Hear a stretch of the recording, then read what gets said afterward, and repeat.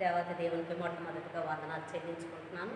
కూడి వచ్చిన స్త్రీల సమాజం కూడికలు పెట్టి వందనాలు చెల్లించుకుంటున్నాను. సాయంకాల సమయంలో ఈ దినం దేవుడు ఇచ్చిన మనకి ఈ అవకాశాన్ని పెట్టి వందనాలు చెల్లించుకుంటున్నాను దేవాది దేవునికి. ఎలా ఉన్నారు? అందరూ బాగున్నారా? మరి చూస్తున్నారా స్త్రీల సమాజాన్ని? మరి ఇంత శ్రమపడి మందిరంలో దైవ సేవకులు మరి పెద్దలు మరి చిన్న బిడ్డ యవ్వన బిడ్డలు ఈ బిడ్డలు కష్టపడుతున్నారు. మరి వాళ్ళు పెడుతున్నది మనం ఎందుకు నిర్లక్ష్యం చెయ్యాలి? దేవుని సన్నిధిలో మనం గోజాడట కొరకు, దేవుని కొరకు జీవించట కొరకు మరి మన జీవితాలు భయంకరమైన పరిస్థితుల్లో ఉపద్రవంలో ఉన్నాం మనము. దావీదు అంటాడు, ఎంతగానో మొరపెడతాడు, నేను ఉపద్రవంలో ఉన్నాను, నన్ను లేవనెత్తని. మరి మనం కూడా ఆ రీతిగా ప్రార్థన చేసుకోవడానికే కదా ఇవన్నీ ఏర్పాటు చేశారు. కాబట్టిగా స్త్రీలైన మీరు మనమందరినీ కూడా ఈ వాక్యం చూడడానికి దేవాది దేవుడు ఇచ్చిన అవకాశాన్ని మనం వినియోగించుకుందాం, ప్రార్థన చేసుకుందాం. స్తుతులకు పాత్రుడును సర్వలోకానికి సృష్టికర్త వంటి మా పరలోకపు రాజా, ఇదిగో స్త్రీలమైన ఈ సాయంకాలపు పూట నాయన సల్లవేళ నా తండ్రి నాయన అబ్రహామును దర్శించినట్లుగా మమ్మల్ని దర్శించండి ప్రభువా. మరి నీ వాక్యము నాయన వినగలిగే చెవులు, గ్రహించగలిగే హృదయము మాకు దయచేయండి. పాటల్లో నీ ఉండండి, మాటల్లో నీ ఉండండి, వాక్యంలో నీ ఉండండి దేవా. నీ వాక్యం వినగలిగే చెవులు, గ్రహించగలిగే మనస్సు మాకు కలుగు చేసి నీకు ఇష్టమైన జీవితం జీవించుటకు సహాయం చేయమని మీ ప్రియకుమారుడు మా ప్రభు యేసుక్రీస్తు ద్వారా వేడుకొంచున్నాను తండ్రి, ఆమేన్. యేసుక్రీస్తు నామములో మన సంఘ స్త్రీలందరికీ నా వందనాలు తెలియజేసుకుంటున్నాను. మరి అందరూ కూడా వాక్యాన్ని వింటున్నారని నేను నమ్ముతున్నాను. మరి అదేవిధంగా ఈరోజు మరి ఒక ఆరాధన మొదలుపెట్టుకునిగా దేవుని స్తుతిద్దాము. 200 కీర్తన తీసుకునండి. 239వ పాట పాడుకొని దేవుని స్థుతించుకున్నాము. 239వ పాట.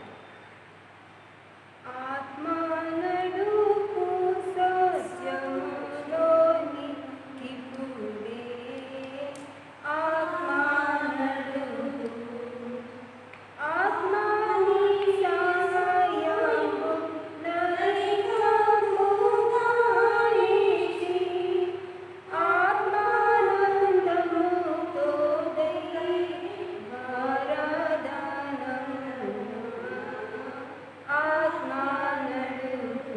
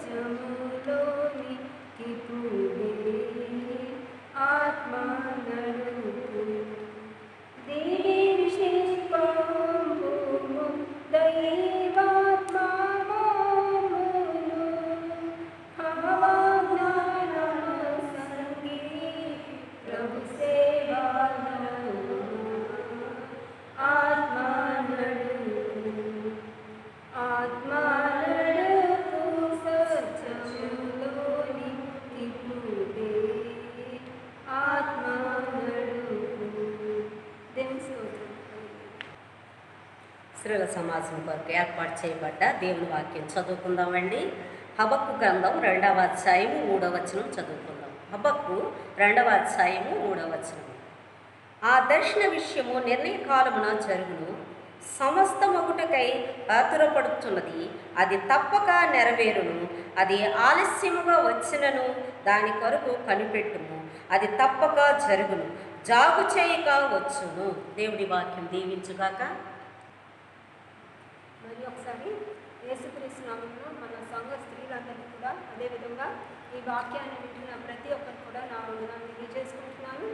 మరి ముఖ్యంగా ఈ చక్కని అవకాశాన్ని ఇంత భయంకరమైన గడ్డి దినాల్లో కూడా ఇంత భయంకరమైన మరి కాలంలో కూడా అంటే వాక్యాన్ని మనం ఆలయానికి వచ్చి వినలేని పరిస్థితిలో కూడా దేవుడు ఈ చక్కని అవకాశాన్ని దేవుడు నాకు అనుగ్రహించినందుకు, వాక్యం చెప్పగలిగే అవకాశాన్ని మరి అనుగ్రహించినందుకు ఆ దేవుడికి మరి నా హృదయపూర్వక కృతజ్ఞతలు తెలియజేసుకుంటున్నాను. మరి అందరూ బాగున్నారని నమ్ముతున్నానమ్మా. ముఖ్యంగా నేను చెప్పేది ఏంటంటే, మన సంఘ స్త్రీలు చాలామంది ఉన్నారు, కానీ అందరూ చూస్తున్నారని నేను మరి అంటే ఆ నెంబర్ నేను చూస్తున్నాను. దాంట్లో వ్యూస్ చూస్తే తెలిసిపోద్ది ఎంతమంది చూస్తున్నారని.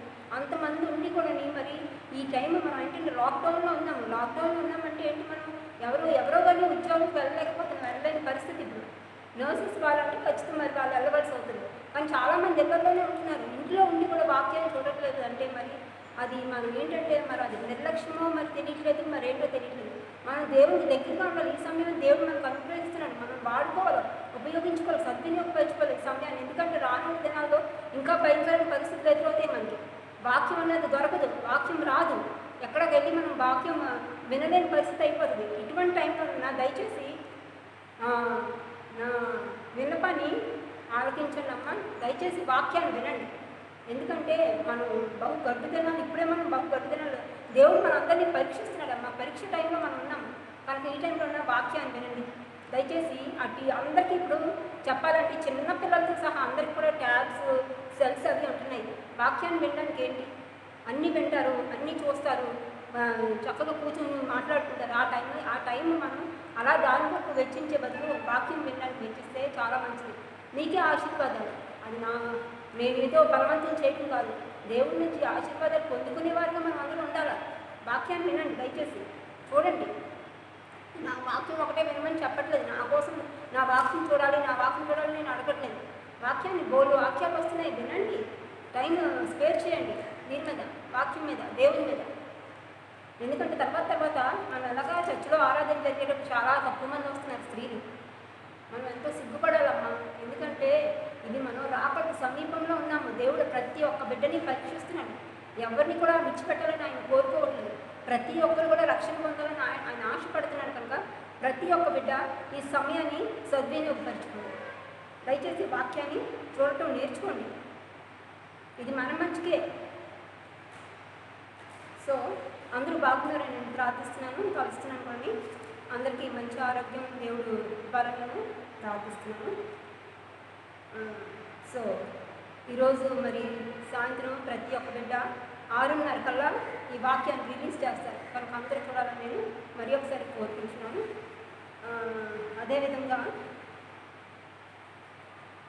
మన వాక్యంలోకి వెళ్ళకముందు ఒక చిన్న ప్రార్థన చేసుకొని వాక్యంలోకి వెళ్దాం. స్తోత్రం మమ్మల్ని అతి మిక్కిలిగా ప్రేమిస్తున్న మా పరలోకమందున్న మా తండ్రి, మరి గడిచిన వారం నుండి ఈ వారం వరకు, ఈ రోజు వరకు మమ్మల్ని మీరు కాపాడిన విధానం బట్టి మీకు వేలాది వందనాలు, లెక్కలేని స్థితులు, స్తోత్రాలు చెల్లించుకుంటున్నాము. మరి ముఖ్యంగా ఈరోజు మమ్మల్ని సజీవ లెక్కలో లేపినందుకు మీకు వేలాది వందనాలు, లెక్కలేని స్థితులు, స్తోత్రాలు చెల్లించుకుంటున్నాము ప్రభా. తండ్రి, మరి ఈ ఆరాధనంతట్లో కూడా ఆది నుంచి అంత వరకు మీరే తోడుని నడిపించండి, మీరే ఆధిపత్యాన్ని వహించండి ప్రభా.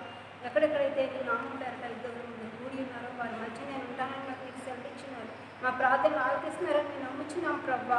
అవును తండ్రి, ప్రార్థనలు ఆలకించే దేవుడు, ప్రార్థనలు జవాబిచ్చే దేవుడు ప్రభా. నీకు వేలాది వందనాలు, లెక్కలేని స్థుతులు, స్తోత్రాలు చెల్లించుకుంటున్నాం ప్రభా. అవును, ప్రేమ కలిగిన దేవుడు, కృప చూపించే దేవుడు, దయామయుడు ప్రభా. అవును తండ్రి, సర్వశక్తి మంత్రులు, నీకు లెక్కలేని స్థుతులు, స్తోత్రాలు చెల్లించుకుంటున్నాం ప్రభా. తండ్రి మరి ముఖ్యంగా ఈ వాక్యాన్ని మరి తండ్రి రికార్డింగ్ చేస్తున్న బిడ్డల్ని దీవించి ఆశీర్వదించండి. మరి వాక్యపట్నం చేసి ప్రార్థన చేస్తున్న నడిపిస్తున్న మరి దెబ్బోరమ్మ గారిని దీవించి ఆశీర్వదించండి తండ్రి. తండ్రి మరి ముఖ్యంగా ఈ సమయంలో మరి లోకాలందరినీ కూడా, లోకంలో ఉన్న దేశాలన్నింటినీ, ప్రజలందరినీ కూడా నీ చేతుల్లోకి సమర్పించుకుంటున్నాను ప్రభా. ప్రతి ఒక్క కుటుంబాన్ని కూడా చుట్టూరు మీ అగ్ని కంచె నివసించండి, మీ రక్తంతో ప్రతి ఒక్కరిని ముద్రించండి ప్రభా. అవును తండ్రి, అదేవిధంగా మా సంఘ కుటుంబాలన్నింటినీ కూడా నీ చేతుల్లో సమర్పించుకుంటున్నాం. ప్రతి కుటుంబానికి నీ సహాయాన్ని కాపుదలను అనుగ్రహించండి ప్రభా. ఎవరన్నా అనారోగ్యంతో బాధపడుతున్నట్లయితే వారిని గాయపడ కరముతో ముట్టి సంపూర్ణమైన స్వస్థతని, ఆరోగ్యాన్ని అనుగ్రహించండి ప్రభా. తండ్రి, ఎవరికైనా ఏ అవసరం ఉందో మరి మాకైతే తెలియదు, సమస్తం ఎరిగిన వారు వారి అవసరతలు మీ సమృద్ధిలో సమకూర్చండి ప్రభా. తండ్రి మరి ముఖ్యంగా దేవా, ఏ బిడ్డ కూడా ఎటువంటి ఎండ దెబ్బకి గురవకుండా మీ కాపుదల, మీ చల్లదనాన్ని అనుగ్రహించండి. మీ చల్లని హస్తాన్ని ప్రతి ఒక్కరిపై చాచి ఉంచండి ప్రభా. భయంకరమైన ఎండ ఉంటుంది ప్రభా, భరించలేని పరిస్థితి ప్రభా. అవును తండ్రి, కానీ ఆ ఎండను మరి తట్టుకోగల శక్తిని ప్రతి ఒక్క బిడ్డకి మరి అనుగ్రహించండి ప్రభా. తండ్రి మరి ముఖ్యంగా ఈ కరోనా వైరస్ బారిన పడిన ప్రతి ఒక్క బిడ్డని, మరి అదేవిధంగా యాక్సిడెంట్స్కి గురైన వారిని, మరి అదేవిధంగా తండ్రి ఈ గ్యాస్ లీకేజ్ ప్రాబ్లం వల్ల అనారోగ్యానికి గురైన వారిని, ప్రతి ఒక్క బిడ్డని పేరు పేరుని గాయపడ కర్మలతో ముట్టి వారికి సంపూర్ణమైన స్వస్థతని, ఆరోగ్యాన్ని అనుగ్రహించండి. హాస్పిటలైజ్డ్ అయి ఉన్న వారిని, మరి క్వారంటైన్ ఉన్న వారందరూ కూడా స్వస్థత పొందుకొని వారి గృహాలకు వెళ్ళి వారి కుటుంబాన్ని కలిసి సంతోషించి ఆనందించేలా చేయండి ప్రభా. అదేవిధంగా మరి ఎంతోమందిని కోల్పోయిన వారు ఉన్నారు ప్రభా, కుటుంబాలు, వారందరికీ మరి ఆదరణ కలగ చేయండి. మరి తండ్రి అలాగే నెమ్మదిని కలగ చేయండి ప్రభా. ఓదార్పును అనుగ్రహించండి ప్రభా, ధైర్యాన్ని అనుగ్రహించండి ప్రభా. వారితో మీరు ఉండండి ప్రభా. తండ్రి అదేవిధంగా తండ్రి దేవా, మరి దేవా, నిరాశ్రయాలు ఎంతోమంది ఉన్నారు, వారికి ఆశ్రయం కలగ చేయండి. మరి తిండి లేని వారు ఎంతోమంది ఉంటున్నారు ప్రభా ఈ లోకంలో, వారికి ఆహారాన్ని అనుగ్రహించండి ప్రభా. సహాయం చేసే దేవుడు నీవు ప్రభా. అవును తండ్రి, నీకు లెక్కలేని స్థుతులు, స్తోత్రాలు చెల్లించుకుంటున్నాం ప్రభా. బహుగడ్డు దినాలలోనే ఉంటున్నాం ప్రభా. తండ్రి అవును తండ్రి, ఇవి మమ్మల్ని పరీక్షించే దినాలు ప్రభా. ఈ సమయంలో మేము నీకు దూరం అవ్వకుండా నీకు దగ్గరగా నిలిచేలాగా మాకు నేర్పించండి ప్రభా. మమ్మల్ని నడిపించండి ప్రభా. నీ యందు నిలకడగా నిలబడే భాగ్యాన్ని మాకు అనుగ్రహించండి ప్రభా. మేము సమయాన్ని సద్వినియోగపరుచుకునేలా చేయండి ప్రభా. తండ్రి మరి సాతానికి మరి సమయాన్ని ఇవ్వకుండా తండ్రి నీకు సమయం ఇచ్చేవారుగా మేము అందరూ జీవించేలా చేయండి ప్రభా. అవును తండ్రి, మేము మానవులు ప్రభా, ఫ్లెక్సిబుల్ మైండ్స్ కలిగి జీవిస్తున్నాం ప్రభా. అటువంటి మైండ్ మాకు లేకుండా తండ్రి ఒకదాని మీద నీ యందు నిలకడగా నిలబడి జీవించేలాగా మాకు నడిపింపుని, ప్రేరేపణని కలగ చేయండి ప్రభా. అవును తండ్రి, సమయాన్ని నీకు వెచ్చించేలా చేయండి ప్రభా. మేము సద్వినియోగపరుచుకునేలా చేయండి, టైం వేస్ట్ చేసుకోకుండా ఉండేలా చేయండి ప్రభా. అవును తండ్రి, ప్రతి ఒక్క బిడ్డ అవసరతని తీర్చే దేవుడు ప్రభా. నీకు లెక్కలేని స్థుతులు, స్తోత్రాలు.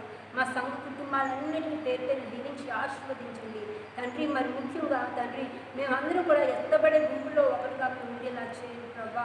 ఎవరు కూడా విడవబడకూడదు ప్రభా. అవును తండ్రి, నువ్వు కూడా అదే ఆశపడుతున్నావు ప్రభా. ప్రతి ఒక్క బిడ్డ కూడా రక్షణ పొందుకోవాలని నువ్వు ఆశపడుతున్నావు ప్రభా. తండ్రి ఆ విధంగా ప్రతి ఒక్క బిడ్డ రక్షణ పొందుకోవాలన్న ఆశ వారు కూడా కలిగి ఉండేలా చేయండి ప్రభా. అవును తండ్రి. తండ్రి మరి ముఖ్యంగా తండ్రి మరి ఈ వాక్యాన్ని అందచేసే భాగ్యాన్ని మరి ఎందుకంటే ఇంత భయంకరమైన దినాల్లో కూడా మాకు ఎంతో చక్కని అవకాశాన్ని అనుగ్రహిస్తున్నందుకు నీకు లెక్కలేని స్థితులు, స్తోత్రాలు చెల్లించుకుంటున్నాం ప్రభా. ఇంతవరకు మరి ఆరాధన రికార్డింగ్లో మీరు తోడుని నడిపించారు. మరి ఇంకా జరిగిన అంతట్లో కూడా మరి ఆరాధన అంతట్లో మీ తోడుని నడిపించి అనుగ్రహించండి ప్రభా. తండ్రి మీ సహాయాన్ని అనుగ్రహించండి. మరి ముఖ్యంగా ఇప్పుడు నేను వాక్యం అనుసరించగా నాకు నీ ఆత్మీయ శక్తిని నడిపించి అనుగ్రహించండి తండ్రి. నన్ను 700 ఆత్మతో ఎత్తు పట్టుకో ప్రభా. తండ్రి మరి ముఖ్యంగా దేవా తండ్రి నా నాలుగుని నేను బురగా వాడుకో ప్రభా. నా నుండి నుంచి వచ్చే ప్రతి మాట నీకు అంగీకారంగా ఉండేలా చేయండి. నా హృదయ దానంలో నా తండ్రి ప్రార్థన నా మాటలన్నీ కూడా నీకు అంగీకారంగా ఉండేలా చేయండి ప్రభా. తండ్రి ఏది కూడా మరి తండ్రి బయట మాట కాకుండా ప్రతి ఒక్కటి నీ మాట ఉండేలా చేయండి ప్రభా. నా నోటి ద్వారా నీవు మాట్లాడు ప్రభా. ఇక్కడ నిలబడింది నేనైనప్పటికీ అది నీవే ఉండి నన్ను నడిపించు ప్రభా.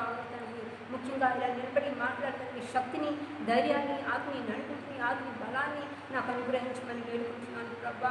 తండ్రి ఎటువంటి శోధనకి, ఎటువంటి అవమానానికి నేను గురవకుండా కాపుదల భద్రత నాకు అనుగ్రహించమని ఈ చిన్న ప్రార్థన ఆలకించమని యేసు నామం పేరట అతి వినయంగా వేడుకుంటున్నాం తండ్రి. ఆమేన్. అయితే ఈరోజు మనం ధ్యానించుకోబోయే అంశం పేరు ఏంటంటే దేవుడు ఎందుకు ఆలస్యం చేస్తున్నాడు? సో అయితే దేవుడు ఏ విషయంలో మనకి ఆలస్యం చేస్తున్నాడంట?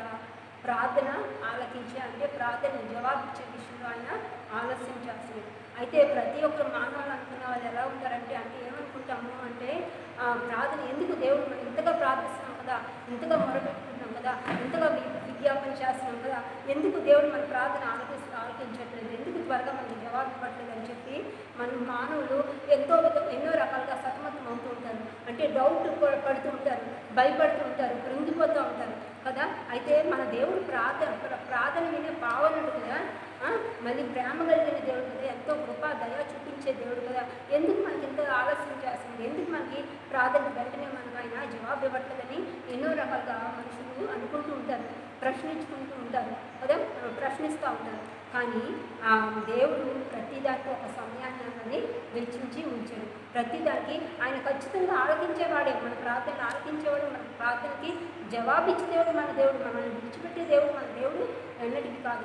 కనుక మనం అందరూ కూడా ఎలా ఉండాలంట, మా ప్రార్థన మీద నిలబడేవారుగా, విశ్వాసం కలిగి జీవించేవారుగా, మనకు జవాబు అంటే ఏంటంటే ఆయన మనం ప్రార్థన అడిగిన వెంటనే మనం పొందుకున్నామన్న నమ్మకం మనం కలిగి ఉండాలి ప్రతి ఒక్కరు కూడా. సో మనం అయితే చేసినప్పుడు మనం వెంటనే వచ్చేయాలి మనకి అని మనం అనుకోకూడదు. అది ఎందుకంటే వెంటనే వచ్చిందంటే వెంటనే పోయేది అది. కనుక మనం ఎలా ఉండాలంట, పొందుకొని జీవితాంతం మనం దాన్ని ఎందుకు సంతోషించి ఆనందించేవారుగా మనం అందరం కూడా ఉండాలి. అయితే మన దేవుడు తమ ప్రార్థనకు జవాబు ఇవ్వని దేవుడు ఎన్నటికీ కాదు. జవాబు ఖచ్చితంగా ఆయన అనుగ్రహించే దేవుడు. అంతేకాకుండా ప్రేమ లేని దేవుడు అంతకన్నా కాదు. అంతేకాకుండా మన అవసరతను తీర్చుని అంత పేదవాడు మన దేవుడు ఎప్పటికీ కూడా కాదు. ఆయన ఎటువంటి వాడంట, ప్రేమ కలిగిన దేవుడు, కృప కలిగిన దేవుడు, మన ఎందుకు దయ చూపించే దేవుడు. అంతేకాకుండా అంతకన్నా ఎక్కువ ఏంటన్నా ఆయన చాలా గొప్ప ఆశ్చర్యవంతులను మనం చూస్తున్నాం లేఖనంలో. సో అయితే ఆయన ఎంత మంచివాడు ఏంటి కూడా మన ప్రార్థనకి ఎందుకు ఆలస్యం చేస్తున్నాడంటే దానికి ఒక బలమైన కారణం ఉంటుంది ప్రతి దానికి కూడా. ఎందుకంటే ఒక సమయాన్ని ఆయన వెచ్చించాడు. మనం అడిగిన దానికన్నా అధికంగా ఇచ్చే దేవుడు మన దేవుడు కదండి. ఎప్పుడు కూడా మనం అంటే మన ఆశ ఒకటి, మన ఆశ మనం ఏంటంటే అడుగుతాం, మనం కొంతమట్టుకే అడగచ్చు, కానీ మన దేవుడు ఏంటంటే దానికి రెట్టింపుగా ఆయన ఇచ్చే దేవుడు మన దేవుడు, రెట్టింపుగా ఇచ్చే దేవుడు మన దేవుడు. అయితే మనం ఏంటి దేవుడు అయితే మన దేవుడు మన ప్రార్థనకి జవాబిచ్చే దేవుడు కదండి. ప్రేమ కలిగిన వాడు, కృప కలిగిన వాడు, దయ చూపించే దేవుడు. మరి అంతకన్నా గొప్ప విషయం ఏంటంటే ఆయన గొప్ప ఐశ్వర్యవంతుడు కదండి. అయితే ఇంత మంచివాడు ఏంటి కూడా మన ప్రార్థనకు ఆలస్యం చేస్తాడంటే దాని వెనుక గొప్ప ఆలోచన ఆయన కలిగి ఉన్నాడు. అంటే గొప్ప మేలు కొరకు మనకి మేలు కలగాలని ఆయన ఎంతగానో ఆలోచిస్తూ ఉన్నాడు, ఎంతగానో ఆశపడుతున్నాడు. మనం అడిగిన దానికన్నా ఆయన రెట్టింపుగా ఇచ్చే దేవుడే కానీ మనం తక్కువ ఇచ్చే దేవుడు ఎన్నటికీ మన దేవుడు కాదు. అయితే మనం ఒకటే ఆశిస్తాం, కానీ అంతకన్నా గొప్పది, అంతకన్నా మంచిది, మనకి మేలు కలిగేది మనకి దేవుడు మనకి అనుగ్రహించే దేవుడు మన దేవుడు. అందుకే ఆలస్యం చేస్తూ ఉంటాడు. సో అడిగిన వెంటనే మనం పొందుకుంటే ఏమవుతుంది, ఆ సంతోషం అప్పటికే ఉంటుంది. వెంటనే మనం మానవులు ఎటువంటి వాళ్ళంటే పొందుకున్న వెంటనే మర్చిపోయే రకంగా జీవించే వారు మానవులు. సో దాని విలువ మనకి గ్రహించుకోలేము, విలువ తెలియదు. వెంటనే పొందుకుంటే దొరికిసిందిలే అని చెప్పి వెంటనే మర్చిపోతాం. కానీ అదే మనం ఏంటంటే ఆలస్యం చేసేటప్పుడు ఏంటంటే మనం ప్రాధాన్యపడుతూ ఉంటాము, ప్రార్థిస్తూ ఉంటాము, మొర్రపెట్టుకుంటాము. అలాంటప్పుడు ఏంటంటే మనం లేటుగా పొందుకుంటే ఎంతైనా ఆ ఆనందమే లేదు ఎంతగానో. ఎందుకంటే చూసారా, నేను ఇంతకాలం చేశాను, దేవుడు నాకు అయినని, దేవుడు నా ప్రార్థన జవాబు ఇచ్చాడు, చూసారా నా దేవుడు ఎంత గొప్ప దేవుడు అంటే నేను విడిచిపెట్టలేదు అన్న మాట మనం దేవుడిని ఎంతగానో మనం మహిమ కలిగేలా మనం మాట్లాడుతూ ఉంటాం. సో అందుకే దేవుడు ఏంటంటే ఆయన మహిమ కొరకు, మళ్ళీ అంతేకాకుండా మన మేలు కొరకు ఆయన ఆలస్యము చేస్తూ ఉంటాడు. అయితే అవన్నీ ఎందుకంటే ఆయన ఉద్దేశం ఏంటంటే ఎందుకు లేట్ చేస్తాడంటే మనం ఆనందం పొందుకోవాలని, మళ్ళీ ఆలస్యం ద్వారా మనం ఆశీర్వాదాలు ఇంకా ఎక్కువగా పొందుకోవాలని, అంతేకాకుండా ఆయన కృపను దయని మనం పొందుకోవాలని, అంతేకాకుండా ఏంటంటే మనం రక్షణ పొందుకోవాలని, ఆయన మళ్ళీ మనం అద్భుతాలు మనం చూడాలని, ఆయన మన ప్రార్థనకి జవాబు ఆలస్యం ద్వారా దొరకడంతో మనం అద్భుతాలు ఆశ్చర్య కార్యాలను మనం చూడాలని ఆయన ఆశపడుతూ ఉంటాడు. అయితే కొందరు ప్రార్థించేటప్పుడు వెంటనే ప్రతిఫలం దొరికేయాలని చెప్పి ఆశపడుతూ ఉంటారు.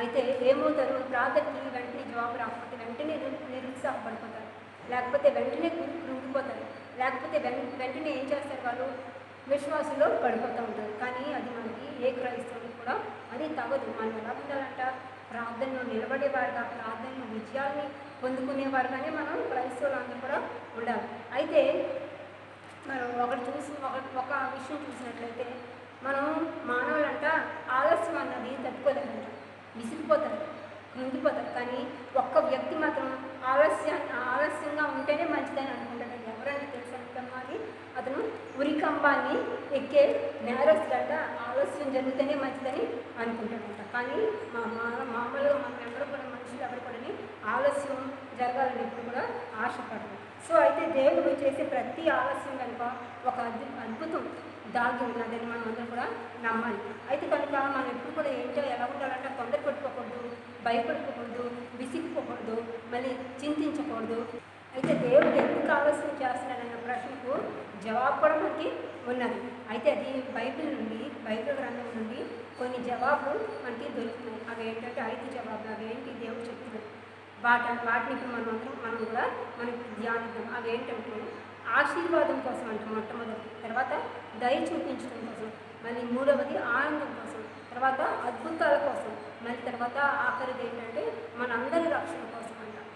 అంటే ప్రార్థనకి లేటుగా జవాబు వస్తుందంటే వీటన్నిటి వరకు ప్రార్థన జవాబు ఆలస్యంగా దొరుకుతుంది. అయితే మొట్టమొదటిది ఏంటమ్మా, ఆశీర్వాదం కోసం అని చెప్పి అనుకున్నాం కదా. ఆదికాండము 15వ అధ్యాయం 2వ వచనం చూడండి. ఆదికాండము 15వ వచనం 2వ వచనం చదువుతున్నామా. అందుకు అబ్రాము, ప్రభు అయిన యెహోవా నాకేమి ఇచ్చిననేమి, నేను సంతానం లేనివాడినై పోవచ్చున్నానే. దమస్కు ఎలియేసరే నా ఇంటి ఆస్తికర్త ఎగును కదా.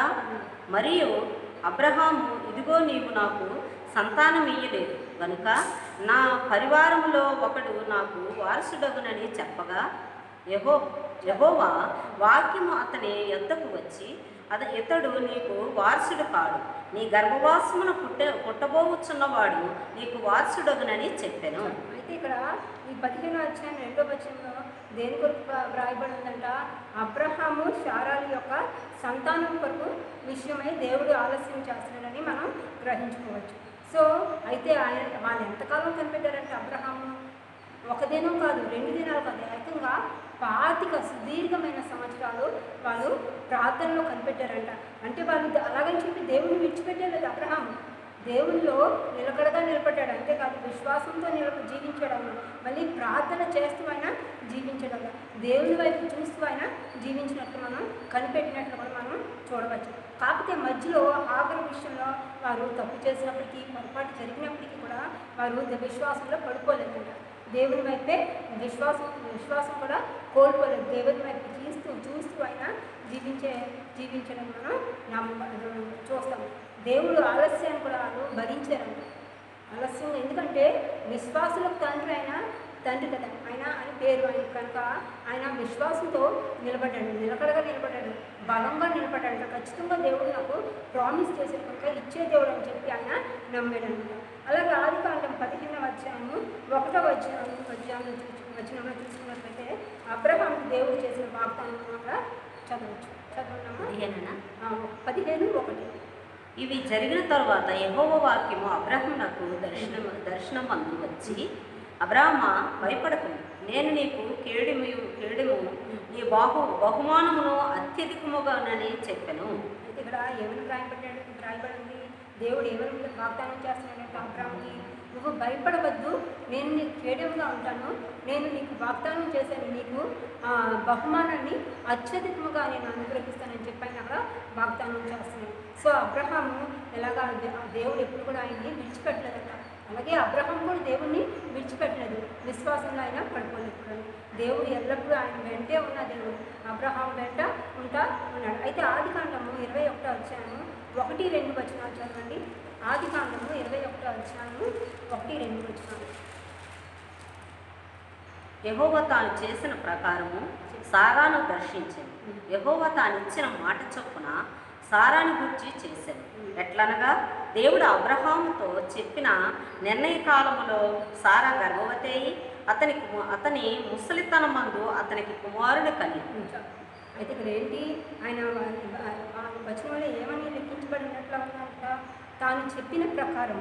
మళ్ళీ రెండవది ఏంటి, తాను ఇచ్చిన మాట చొప్పున, అలాగే తాను చెప్పిన నిర్ణయ కాలము నా వాగ్దానం పుత్రుడిని ఇస్సాకుని ఆయనకి అనుగ్రహించాడు. అంటే ఏంటి, ఆయన చెప్పిన ప్రకారంగా నడుచుకున్నాడు దేవుడు చేశాడు. మళ్ళీ ఆయన ఇచ్చిన మాట చొప్పున ఆయన నిలబడ్డాడు మన దేవుడు. అంతేకాకుండా తాను చెప్పిన ఎప్పుడైతే నిర్ణయ కాలం ఆయన ఇచ్చాడో ఆ నిర్ణయ కాలంలోని ఏంటి దేవుడు అబ్రహాంకి సారాకి వాగ్దాన పుత్రుడిని ఇస్సాకుని ఆయన అనుగ్రహించినట్లు మనం కూడా చూస్తాం. అయితే ఆ వాగ్దాన కుమారుడు నుండే నీవు నేను కూడా వచ్చాం. మనమందరం కూడా ఆయన నుంచే వచ్చాం. కానీ హాగర్కి జన్మించిన ఎవరు ఇష్మాయిల్ ద్వారా నుండి మనం ఎవరు కూడా రాలేదు. అలాగే గలతీ పత్రిక 4వ అధ్యాయం 28వ వచనం చదవండి. గలతీ 4:28.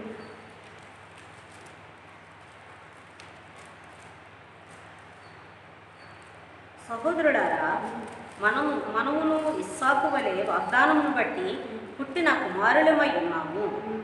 అప్పుడు శరీరమును బట్టి పుట్టినవాడు ఆత్మను బట్టి పుట్టినవాడిని ఎలాగ హింసపెట్టునో ఇప్పుడునో అలాగే జరుగుతున్నది. అయితే ఇక్కడ ఏమని అపోస్తలుడైన పౌలు ఏమని రాస్తున్నాడు, మనమందరం కూడా ఇస్సాకు వలె వాగ్దానమును బట్టి పుట్టిన కుమారులమై ఉన్నామని చెప్పి ఆయన రాస్తున్నాడు. సో ఎందుకు దేవుడు అబ్రహాము జీవితంలో ఆలస్యం చేశాడంటే, మనందరం కూడా మనం విన్నాం, చూసాం కదా, అది ఆయన గొప్ప ఆశీర్వాదాన్ని పొందుకోవాలని ఆలస్యము దేవుడు చేశాడు. అయితే నా జీవితంలో కూడా ఇటువంటి ఆశీర్వాదాలు మనం ఎన్నో పొందుకొని ఉన్నాం కదండి.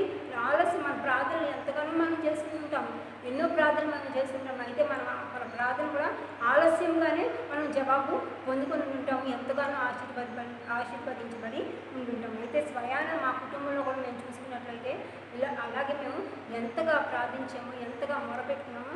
అయితే ఆలస్యం చేసినప్పటికీ కూడా దేవుడు ఎంతో గొప్ప కార్యాన్ని, ఎంతో ఆశ్చర్యాన్ని కలిగించేలాగా ఎంతో గొప్ప కార్యాన్ని, ఎంతో ఆశీర్వాదాన్ని మా జీవితాల్లో మా దేవుడు మా కుటుంబంలో కూడా మాకు అనుగ్రహించండి. మన సంఘస్థులందరికీ కూడా తెలుసు. అందుకే మనం ఎప్పుడు కూడా ఎలా ఉండాలంటే నిరుత్సాహపడిపోకూడదు, కృంగిపోకూడదు, భయపడకూడదు, సోలిపోకూడదు, దేవుని విడిచిపెట్టకూడదు, విశ్వాసంలో పడిపోకూడదు. మనం అందరూ ఎలా ఉండాలంటే విశ్వాస వీరుల్లో మనం అందరం ఉండాలి. విశ్వాసం బలంగా నడిచేవారుగా మనం అందరం ఉండాలి. మళ్ళీ విశ్వాసంలో నిలకడగా నిలబడేవారుగా, దేవుని నిలకడగా నిలబడి నడిచేవారుగా, ఆయన మార్గంలో నడిచేవారుగా మనం కూడా ఉండి ఆశీర్వాదాన్ని పొందుకునేవారుగా మనం ఉండాలి. సో అలాగే రెండో అంశం ఏంటమ్మా, దయ చూపుట కొరకు.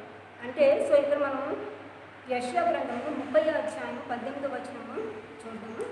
యెషయా 30వ అధ్యాయం 18వ వచనము చదవండమ్మా.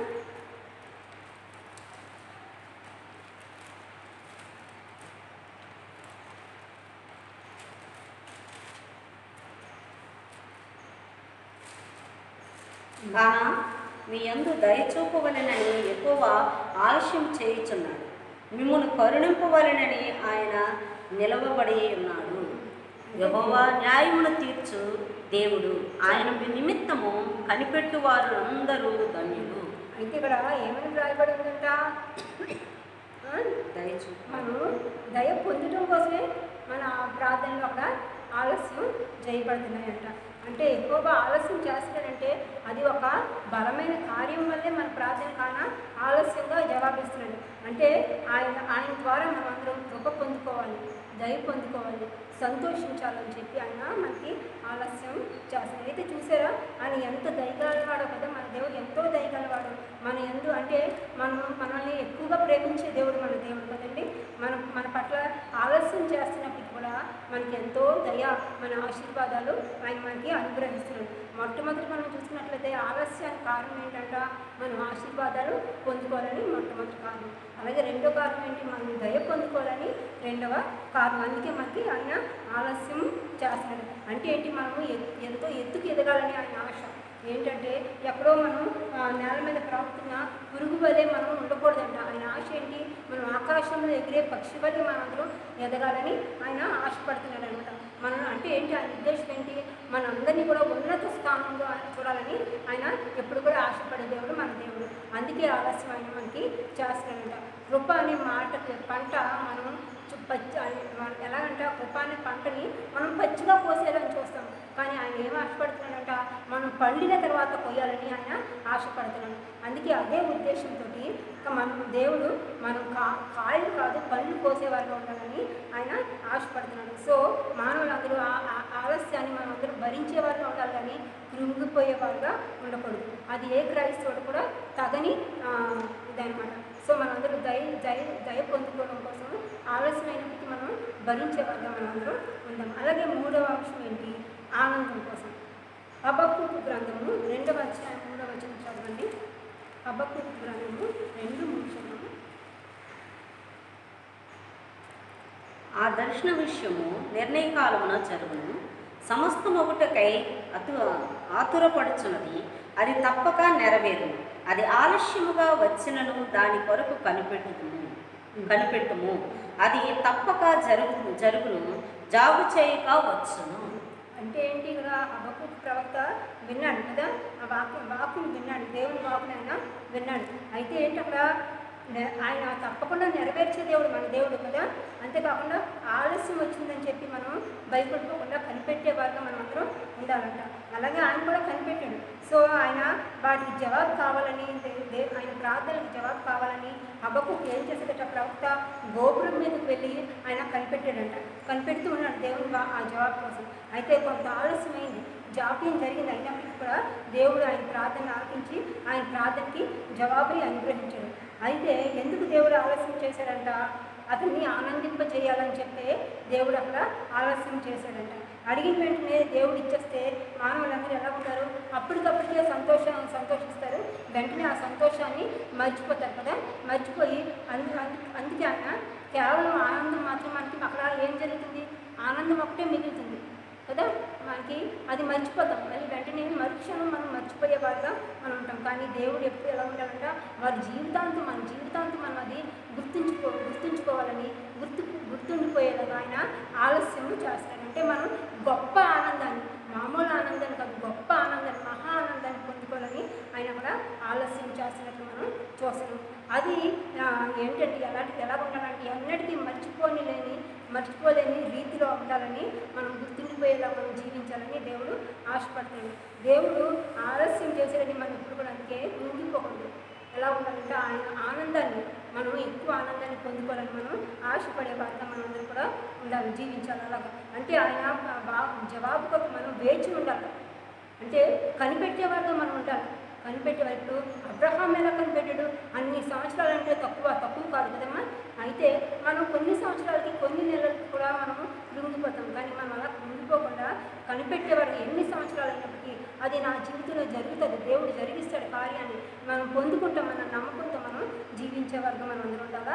అలాగే ఆనందాన్ని, అత్యధికమైన ఆనందాన్ని పొందుకునేవారుగా మనం ఉండాలంటే జీవితాంతం మనం ఇటర్నల్గా మనం గుర్తుంచుకునే వారుగా మనం అందరూ కూడా ఉండాలంట.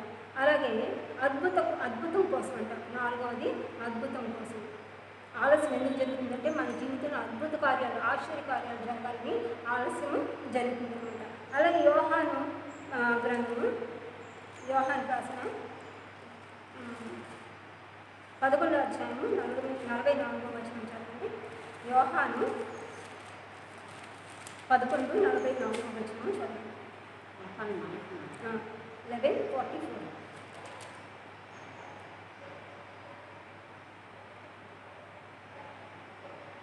చనిపోయిన వాడు కాళ్ళు చేతులు ప్రేతల వస్త్రముతో కట్టబడిన వాడై వెలుపలికి వచ్చాను. అతని ముఖమునకు రుమాలు కట్టి ఉండెను. అంతటా యేసు, మీరు అతని కట్లు విప్పి పోనీయుడని వారితో చెప్పాను. అయితే ఇక్కడ ఎవరి కోసం రాయబడిందంట, లాజరు కోసం రాయబడి ఉన్నట్టు మనం చూస్తున్నాం. అయితే ఇక్కడ మరియా మార్కులు సోదరుడైన లాజరు కదా, అతను చనిపోయి 4 దినాలు అయిపోయింది. అయితే వాళ్ళు జీవితంలో నిజంగానే ఆయన యేసుక్రీస్తు వాళ్ళకి చాలా స్నేహంగా ఉన్న ఆయన కదా ఎంతో. అయితే ఆయన వచ్చి వెంటనే కార్యం చేయొచ్చు, అతని లాజరుని లేపచ్చు. కానీ ఆయన అక్కడ లేట్ చేశాడు. యేసుక్రీస్తు కూడా అక్కడికి వచ్చి వాళ్ళ కబుర్ని విని కూడా ఆయన లేట్ చేశాడంటే అక్కడ ఒక ఆశ్చర్య కార్యం. ఇలా అద్భుత కార్యం జరగాలని చెప్పి ఆయన అక్కడ లేట్ చేసి ఆలస్యం చేశారు అనమాట. అంటే ఈ ఆలస్యం అన్నది వారి జీవితంలో ఎలా ఉండిపోయిందంట, ఒక పెద్ద అడ్డుగోడగా ప్రమాదంగా వారికి అక్కడ ఉండిపోయిందంట. అయితే దేవుడు కూడా ఆలస్యంగానే వచ్చాడు, కానీ ఆ ఆలస్యానికి పెద్ద కారణం, గొప్ప కారణం అక్కడ దాగి ఉన్నది, ఉద్దేశం దాగి ఉన్నది అనమాట. అక్కడ ఒక గొప్ప అద్భుతం జరగాలి అని చెప్పి దేవుడు వేచి ఉన్నాడు, అంటే కనిపెడుతూ ఉన్నాడు అనమాట. అలాగే ఆయన వెళ్ళి మరణించిన లాజర్ని సమాధిలో నుంచి బయటికి వచ్చేలాగా, అంటే అతను లెగిసి వచ్చాడు కదా, బ్రతికి వచ్చాడు కదండి. అంటే ఏంటి అక్కడ దాన్ని బట్టి ఆయన మహిమ పొందుకున్నాడు. మరి ముఖ్యంగా మొదలుగా చూడాలంటే యేసుక్రీస్తు మహిమ పొందుకున్నాడు. అంతేకాకుండా ఎంతో గొప్ప అద్భుత కార్యం జరిగింది. అక్కడ ఎంతోమంది చూశారు, ఎంతోమంది చూస్తూ ఉన్నారు. రాజులు సమాధిలో నుంచి బయటకు నడిచి రావడం ఎంతోమంది చూశారు. దాని ద్వారా ఎంతోమంది ఆశ్చర్యకాలను చూసి ఆయన నమ్మిన వారుగా ఎంతోమంది ఉన్నారు. ఎంతోమంది ఆయన ఎందుకు విశ్వాసం పెట్టుకున్నారు, విశ్వసించారు ఆయన. అంతేకాకుండా ఆయన వెంబడించేవారుగా ఎంతోమంది తయారయ్యారు. లేకపోతే అది అప్పటికప్పుడే వెంటనే వచ్చేసి చేసి ఉంటే అంత గొప్పగా కాదు, అంత గొప్ప ఆశ్చర్యకరమేమో కాదు. అంటే ఇంతమంది వచ్చి ఆయన వెంబడించి ఉండకపోనేమో, కనుక ఆయన ఎప్పుడు లేట్ చేసినందుకే ఎంతోమంది ఆయన నమ్మారు, ఎంతోమంది ఆయన విశ్వసించారు. ఈయన దేవుని కుమారుడిని నమ్మి ఆయన్ని వెంబడించారు ఎంతోమంది. సో మనం అందరూ ఎలా ఉండాలంట, అది ఏంటంటే అది ఒక పరీక్ష కూడా మనకందరికీ కూడా. ఆలస్యం జరిగిందంటే ఆయన మన మేలు కోరే ఆలస్యం చేస్తారు, కానీ మన కీడు చేసే దేవుడు మన దేవుడు ఎన్నటికీ కూడా కాదు. సో మనం ఆలస్యం జరిగిందంటే మనం కనిపెట్టాలి జాగ్రత్తగా, మనం సహనంతో మనం కనిపెట్టేవారుగా ఉండాలి. అంతేగాని కృంగిపోయేవారుగా, మనం సహనం కోల్పోయేవారుగా, విశ్వాసం కోల్పోయేవారుగా ఉండకూడదు. ఎందుకంటే మన జీవితాల్లో కూడా మనం ఎన్నో చూసాం కదండి, అద్భుత కార్యాలు, ఆశ్చర్య కార్యాలు చూసాము. సో ప్రతి ఒక్కరి జీవితంలో కూడా దేవుడు అద్భుత కార్యాలు, ఆశ్చర్యకార్యాలు చేస్తారు, కానీ మన ప్రార్థనకి జవాబు ఇవ్వని దేవుడు ఎన్నటికీ మన దేవుడు కాదు.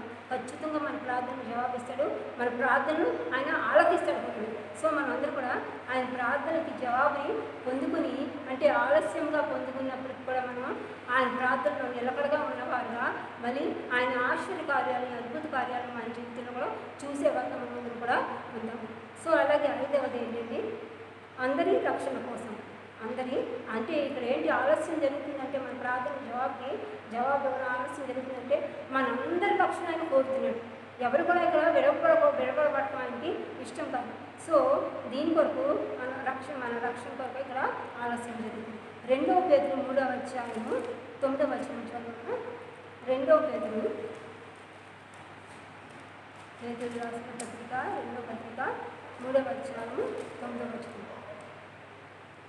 కొందరు ఆలస్యమని ఎంచుకున్నట్లు ప్రభు తన వాగ్దానం గురించి ఆలస్యం చేయువాడు కాడు, కానీ ఎవడనూ నశింపవలెనని నిశ్చయింపక అందరూ మారు మనసు పొందవలెనని కోరుచు మీ ఎడల దీర్ఘశాంతము గలవాడై ఉన్నాడు. అంటే ఇక్కడ ఏంటి ఆయన ఉద్దేశం ఏంటి? ఆలస్యం చేస్తున్నాడంటే ఆయన వాగ్దానం నెరవేర్చడానికి కాదు, వాగ్దానాన్ని ఖచ్చితంగా నెరవేర్చే దేవుడు. అంటే అక్కడ ఆలస్యానికి కారణం ఏంటంట, ఏ ఒక్కరు కూడా నశించబడటం ఆయనకి ఇష్టం కాదు. ఎందుకంటే ఆయన ఆయన స్వహస్తాలతో మరి మన అందరినీ సృజించాడంటే ఆయనకి ఎవరు కూడా నాశనం అయిపోవడం ఆయనకి ఇష్టం కాదు. ఆయన స్వరూపంలో మనల్ని పుట్టించాడంటే మనం అందరూ కూడా బ్రతికి ఉంటాం, మనందరూ కూడా అంటే నాశనం అయిపోవడం, నరకానికి పోవడం ఆయనకు అసలు ఎంత మాత్రం కూడా ఇష్టం కాదు. అందరూ కూడా రక్షణ పొందాలని ఆయన ఆశపడుతున్నాడు. సో ప్రతి ఒక్కరు కూడా మారు మనసు పొందుకోవాలని ఆయన ఆశపడుతున్నాడు. అందుకే టైం ఇస్తున్నాడు, మనకి టైం ఇస్తూ ఉన్నాడు దేవుడు. ఇప్పుడు ఏంటంటే ప్రస్తుతం మనకి ఏంటి, దేవుడు ఆయనకి మనం అందరూ కూడా దగ్గర అవ్వాలని మనకి లాక్డౌన్ కూడా ఇచ్చాడు కదండి. ఈ లాక్డౌన్లో మనం అందరూ ఎలా ఉండాలంటే ఎంతో టైము, అందరూ గృహాల్లోనే ఉంటారు. చాలామంది ఉద్యోగాలకి, కొంతమంది ఏంటంటే ఆఫీసెస్ కొన్ని ఓపెన్ చేసినా కొన్ని ఓపెన్ చేయలేదు. అటువంటిప్పుడు మరి కూలి పనికి వెళ్ళిపోయిన వారు కూడా వెళ్ళడానికి వీల్లేదు, లాక్డౌన్ వల్ల ఎక్కడికి బయటకు వెళ్ళడానికి వీల్లేదు. సో అందరూ కూడా ఇంట్లోనే ఉంటున్నారు, గృహాల్లోనే ఉంటున్నారు. అంటే ఏంటి, ఇది మనందరికీ ఒక సమయాన్ని దేవుడు ఇచ్చాడు, అంటే అవకాశాన్ని అనుగ్రహించాడు. తర్వాత ఇంక మనకు అటువంటి అవకాశం మనకు రాదేమో, అందుకే ఇప్పుడు దేవుడు మనకి అవకాశాన్ని అనుగ్రహిస్తున్నాడు. అంటే మనం అందరూ కూడా రక్షణ పొందుకోవాలని ఆయన ఆశ. ఏ ఒక్కరు కూడా ఇక్కడ విడవబడటానికి ఇష్టం కాదు, ఏ ఒక్కరు కూడా నరకానికి వెళ్ళటానికి ఇష్టం కాదు. సో ఇప్పుడైనా మనం గ్రహించుకొని ఆయన ఎందుకు ఆలస్యం చేస్తుందని మనం గ్రహించుకొని మనం అందరూ కూడా రక్షణ పొందుకునే వారిగా మనం అందరూ ఉన్నాము. దేవుని యొద్దకు వద్దాము, టైం వేస్ట్ చేసుకోకుండా వ్యర్థమైన వాటి మీద మనం సమయాన్ని వేస్ట్ చేసుకోకుండా దేవునికి సమయం ఇచ్చేవారుగా మనం అందరం ఉందాము. ప్రతి ఒక్కరు కూడా మన సంఘ స్త్రీలు మరి ముఖ్యంగా ప్రతి ఒక్కరు కూడా ఎవరు టైం వేస్ట్ చేసుకోవద్దమ్మా. దయచేసి ప్రార్థనకు సమయాన్ని ఇవ్వండి, వాక్యం వినడానికి సమయాన్ని ప్రతి ఒక్కరు కూడా ఇవ్వండి. ఎంతో బాధ అనిపిస్తుంది, ఎందుకంటే మిగతా సంఘాల్లో చూస్తుంటే ఎంత చక్కగా ఎంత దూరాల నుంచైనా వచ్చేస్తారు. ఆ విధంగా ఇప్పుడు ఈ లాక్డౌన్ అయిపోయాక నేను కూడా అదే ఆశిస్తున్నాను, మన సంఘ స్త్రీలందరూ కూడా ఆలయానికి వచ్చి వాక్యం వినేవారుగా ఉండాలని నేను ఆశిస్తున్నాను. స్త్రీల సమాజానికి కూడా నెంబర్ పెరగాలని నేను ఆశిస్తున్నాను. అలాగని చెప్పి నెంబర్ పెరిగినంతలోని మనం అందరం మార్పు వచ్చేస్తాం కదా. మనలో ఎలాగంటే నెంబర్ ఎలాగైతే పెరుగుతుందో మానవుల్లో మనందరిలో కూడా మార్పు వచ్చేవారుగా మనందరం కూడా జీవితం. దేవుడు అదే ఆశపడుతున్నాడు, ఆయన దగ్గరగా ఉండాలని ఆయన ఆశపడుతున్నాడు, ఆయనలో జీవించాలని ఆయన ఆశపడుతున్నాడు. కనుక మనకు దొరికిన కొద్ది సమయం ఒకవేళ మనం చాలా బిజీగా ఉండొచ్చు, అయితే కొంచెం సమయం అయినా మనం వచ్చి దేవుళ్ళ ఆరాధనలో మనం పాల్పొందుకునే వారిగా మనం అందరం ఉంటాము. సో నేను కూడా మన సంఘ స్త్రీలందరికీ అదే విజ్ఞాపన చేస్తున్నానండి. ప్రతి ఒక్కరు రెండమ్మ వచ్చి దేవుని దీవెని పొందుకోండి. రక్షణ కోసం మనందరం వేచి ఉన్నాం, మనందరూ కూడా రక్షణ పొందుకుంది. అయితే ప్రార్థన అనేది ఎలాంటిదంట, ప్రతి విశ్వాసం కూడా హృదయానికి అది కంచిగా ఉందంట కదండి. సో క్రైస్తవుడు అంటే ఖచ్చితంగా ప్రార్థన జీవితం కలిగి ఉండాలి కదా. అంటే ప్రార్థన అంటే ఎటువంటిదంట, మన మానవుని ఊపిరి వంటిదంట. ఊపిరి ఆగిపోతే మన ప్రాణం పోతుంది. అదేవిధంగా మనం ప్రార్థన లేదంటే మన జీవితంలోని ప్రతిదీ శూన్యమే, మనకేమీ లేనట్టే. ఇంక మనం ఎందుకు పనికిరానిగా వారిగా మనం ఉండిపోతాం. సో మనం అలా ఉండకుండా దేవునికి ఉపయోగకరమైన వారుగా మనందరం జీవితం అంటే ప్రార్థనా జీవితం కలిగి మనందరం జీవితం, దేవునికి దగ్గరగా మనందరం జీవితం, దేవునికి ప్రియమైన వారిగా మనందరం జీవితం, దేవునికి ప్రియమైన బిడ్డలుగా మనందరం జీవితం.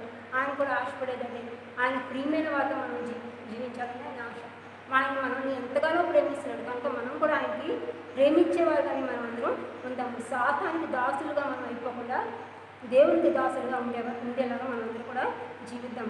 అలాగని చెప్పి చూడండి, ప్రార్థన చేస్తున్నామని మనం ఏంటి దేవుడు మనం ప్రార్థన ఇంకా ఆలకించట్లేదండి, మన ప్రార్థనకి జవాబు ఇవ్వట్లేదు ఏంటని చెప్పి అప్పుడు కూడా కృంగిపోవద్దు. ఎందుకంటే మన దేవుడు ఏంటి, మనల్ని విడిచిపెట్టే దేవుడు కాదు, ఎన్నటికీ విడువను ఎడబాయనని మన దేవుడు మనకి వాగ్దానం చేస్తున్నాడు. అంతేకాకుండా మన ప్రార్థనకు జవాబిచ్చే దేవుడుగా మన దేవుడు ఉన్నాడు కనుక ప్రతి ఒక్కరి ప్రార్థన కూడా దేవుడు ఆలకిస్తాడు, జవాబు కూడా అనుగ్రహిస్తాడు. సో మనం అందరం కూడా జవాబును పొందుకునే వారిగా ఉందాము, దేవుళ్ళు నిలబడే వారిగా ఉందాము, ప్రార్థనలోని గడిపే వారిగా మనం అందరం ఉన్నాము. అంతేకాకుండా విసిగిపోకుండా ప్రార్థన చేసిన వెంటనే పొందుకోలేదని విసిగిపోకుండా మనం విసిగిపోని వారిగా ఉందాము, కృంగిపోకుండా మనం నిలబడదాము. అంతేకాని కనుక కాకుండా విశ్వాస వీరులుగా మనం కూడా జీవితాము. మనము ఎప్పుడు ఏంటంటే మనం ఎలా ఉండాలంట, నిరీక్షణ కలిగి జీవితం. అంటే దేవుడు ఏంటి ప్రతి ఒక్కరిని పరీక్షిస్తున్నాడు ఈ సమయంలో. అంటే ఏంటి, ఎంత విశ్వాసంలో వాళ్ళు నిలబడతారు, ఎంతగా వాళ్ళు న్యాయంగా నిలబడతారు, ఎంతగా నాలో జీవిస్తారు, ఎంతగా వాళ్ళు సహనంతో ఉండగలరని చెప్పి దేవుడు పరీక్షించే దినాలే ఇవన్నీ. అంటే మన ప్రార్థనకు ఆలస్యం జరుగుతుందంటే మనల్ని దేవుడు పరీక్షిస్తూ ఉంటాడు కనుక ఆ పరీక్షని ఎదుర్కొనే వారిగా మనం అందరం కూడా ఉంటాం. సహనంతో మనం అందరూ కనిపెడతాం. సహనంతో కనిపెడితే మన జీవితం ఎంతగానో ఎంతో గొప్పగా మార్పు మనం పొందుకుంటాం. అంటే ఏంటంటే మనం పూర్తిగా మన హృదయం అంతా పూర్తిగా పరిశుద్ధపరచబడాలని దేవుని ఆశ అన్నమాట. మన హృదయం ఎలా ఉండాలని ఆయన ఆశ, తెల్లని కాగితం వల్లే ఉండాలని ఆయన ఆశ. అందుకే మనం పరీక్షించడానికి, మనల్ని క్లెన్స్ చేయడానికైనా మన ప్రార్థనకి ఆలస్యాన్ని చేస్తున్నాడు. అయితే మనం ఇప్పుడు ప్రస్తుతం పరిస్థితి మనం చూసుకున్నట్లయితే చాలా భయంకరంగా గడ్డు దినాలు మనం అంటే ఏంటి, ఈ వైరస్ తోటి లోకం అంతా నిండిపోయింది. అంతేకాకుండా పక్కన చూస్తే గ్యాస్ లీకేజెస్ ప్రాబ్లమ్స్, దానివల్ల ఎంతోమంది హాస్పిటలైజ్ అయ్యి ఉంటున్నారు. మళ్ళీ భయంకరమైన రైలు యాక్సిడెంట్స్ జరుగుతున్నాయి, చాలా భయంకరమైన పరిస్థితులు ఏర్పడుతుంది. ఇప్పుడు మనం మళ్ళీ తుఫాన్ అని భయంకరమైన తుఫాన్ వచ్చింది. ఆ వెస్ట్ బెంగాల్ అది చూస్తే ఎంతోమంది ప్రాణం కోల్పోయారు, ఎంతో జన నష్టం కలిగింది, ఎంతో ఆస్తి నష్టం కలిగింది. అదే విధంగా మనం కొత్తది చూసినట్లయితే మనం వింటున్నాం న్యూస్లో లోకస్ మిడతల దండు తయారైంది. అంటే చూసారా, ఒకదాని తర్వాత ఒకటి వచ్చేస్తున్నాయంటే ఇవన్నీ ఏంటి, రాకడకు సూచనలే. కనుక మనం ఇప్పుడు ఎలా ఉండాలండి, చాలా ధైర్యంగా చాలా బలంగా మన దేవుళ్ళు నిలబడాలి, చాలా విశ్వాసంగా మనందరం కూడా జీవించే వారిగా ఉండాలి. అంటే ఇవన్నీ ఏంటంటే ఇవన్నీ కూడా మన పరీక్షలు అనమాట. ఇప్పుడు మనం ఈ సమయంలో మనం ఎంతగానో దేవుడు ప్రార్థిస్తున్నాం, అయ్యా దేవా ఈ ఈ విపత్తిని మా మీద నుంచి తీసివేసే, ఈ రోగాన్ని నిర్మూలించని చెప్పి ప్రతి ఒక్కరూ ప్రార్థిస్తున్నారు. అయితే దేవుడు లేట్ చేస్తున్నాడు. ఎందుకు లేట్ చేస్తున్నాడంటే మనం పూర్తిగా స్ట్రైన్ అవ్వాలని, మనం పూర్తిగా మెరుగు చెందాలి, పూర్తిగా మనం మార్పు చెందుకోవాలని ఆయన లేట్ చేస్తున్నాడు. ఎంతో అంటే దీని వెనక ఇప్పుడు దీని ముందు ఏంటంటే మనకి ఇంకా గొప్ప ఆశీర్వాదాలు మనకు దాగి ఉన్నాయి. దేవుడు ఇంకా గొప్ప ఆశీర్వాదాలు మనందరికీ ఇవ్వబోతున్నాడు. మనందరం రక్షణ పొందుకోవాలని ఆయన ఆశపడుతున్నాడు. ఏ ఒక్కరు కూడా భూమి మీద విడవబడకూడదు అనేసి ఆయన ఆశపడుతున్నాడు. అంతేకాకుండా ఎంతో గొప్ప కృపని దయని మనమందరం పొందుకోవాలని ఆయన ఆశపడుతున్నాడు. చిన్న ఆనందాన్ని కాదు, గొప్ప ఆనందాన్ని, మహానందాన్ని మనమందరం పొందుకోవాలని ఆయన ఆశపడుతున్నాడు. మన జీవితాల్లో ఎన్నో ఆశ్చర్య కార్యాలు, అద్భుత కార్యాలు జరగాలని ఆయన ఆశపడుతున్నాడు. కనుక మనందరం కూడా అదే విధంగా ఆయన మీద ఆశ కలిగి, ఆయన మీద ప్రేమ కలిగి, ఆయన మీద విశ్వాసం కలిగి, బలమైన విశ్వాసవీరులుగా ప్రార్థనలు నిలబడేవారుగా మనందరం కూడా జీవితం. అందరినీ దీవించాలని దేవుడు దీవించాలని ప్రార్థిస్తున్నాను. అదేవిధంగా చిన్న వాక్యం దేవుడు దీవించినాక చక్కటి వాక్యం అందించిన అమ్మగారికి వందనాలు చెల్లించుకుంటున్నాను. మరి స్త్రీలమైన మనకి హెచ్చరికగా ఏ రీతిగా మనం జీవించాలనేది 5 అంశాలు పెట్టి అమ్మగారు చక్కగా చెప్పుకొచ్చారు.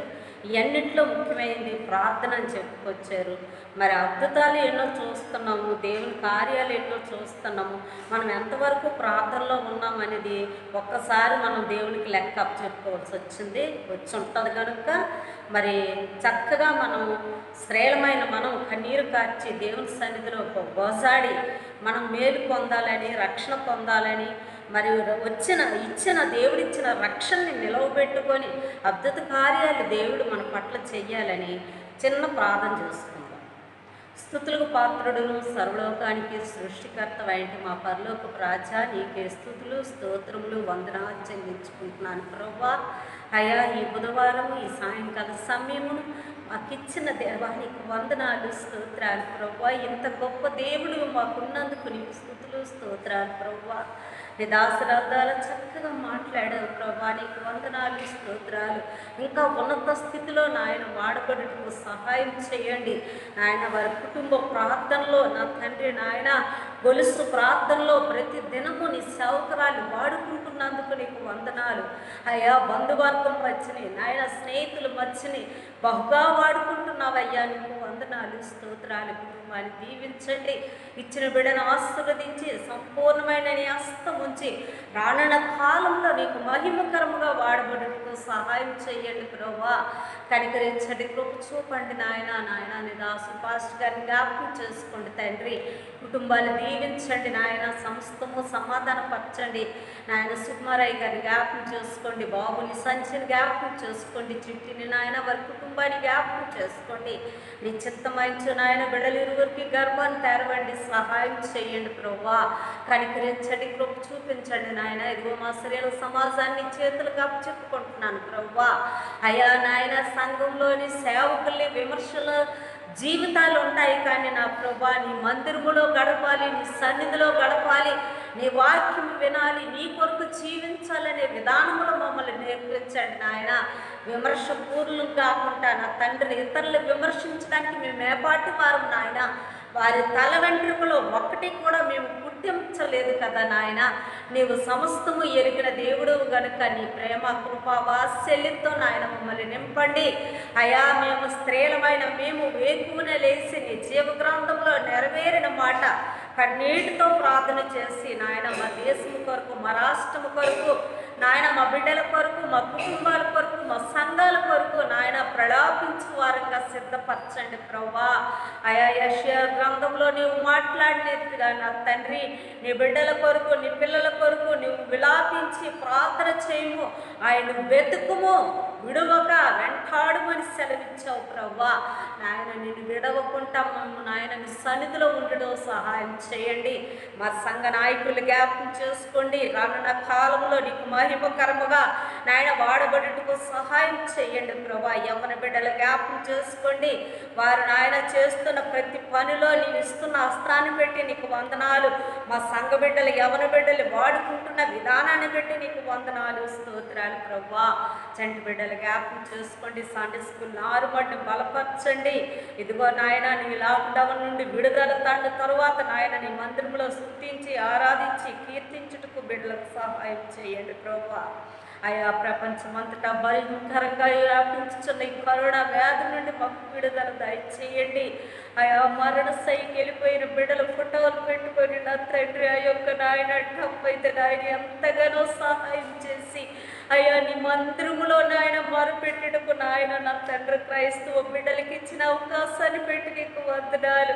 నిజ రక్షకుడు నీవని వారు తెలుసుకొని పశ్చాత్తాపడుతున్నారు నాయన, కన్నీటితో అడుగుతున్నారు నాయన. ఒక్కసారి ఆ దేశాన్ని గమని నాయన నీ హస్తం వచ్చి కాపాడండి, బలపరచండి నాయన.